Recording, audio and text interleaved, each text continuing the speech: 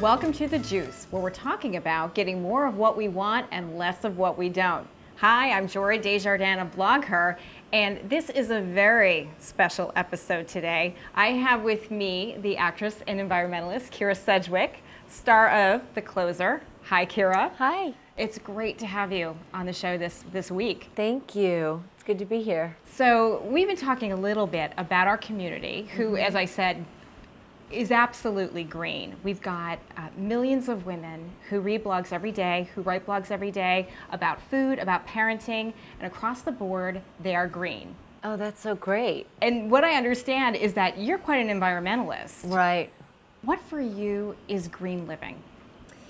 I think the most important thing is to know that every little bit makes a difference. And because women often, learn from each other, they can learn a lot from you and your choices, your personal choices.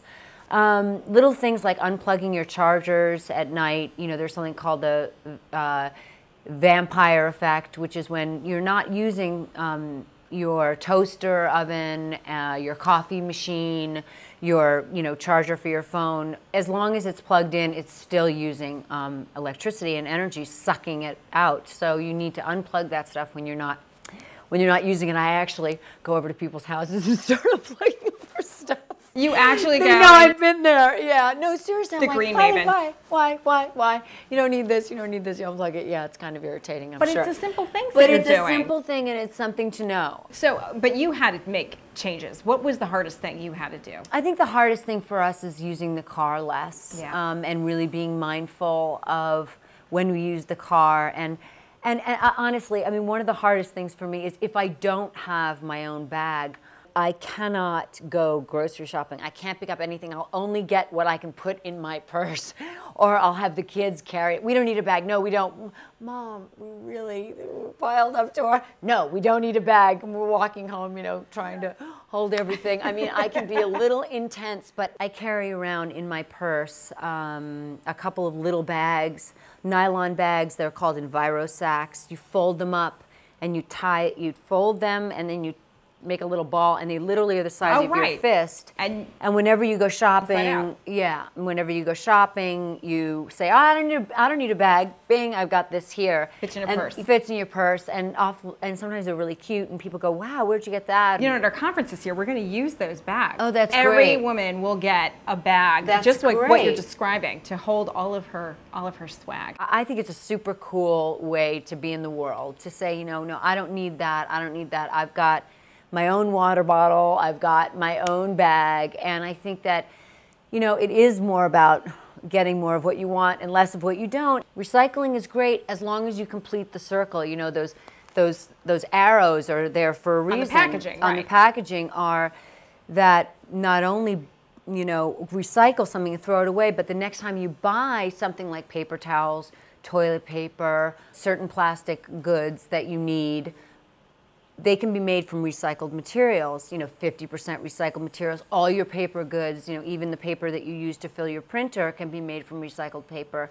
And really, that's completing the circle of recycling. This is what I love, is it's not about saying, I'm going to save the world. You're saying, I'm going to do one thing at a time, which is so much more digestible.